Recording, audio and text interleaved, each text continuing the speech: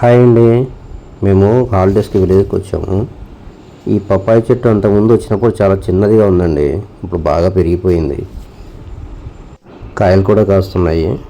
చూసారా, కిందనే రెండుగా విడిపోయి రెండు కొమ్మలుగా వచ్చాయి. రెండు కొమ్మలకు కూడా కాయలు కాసాయండి. ఇది హైబ్రిడ్ కాయలు ఉన్నట్టున్నాయి. కాకపోతే ఈ చెట్టుకి కిందంతా బాగానే ఉంది, కానీ ఈ పైన వచ్చేసి ఆకులంతా ముడతలు పడుతున్నాయండి.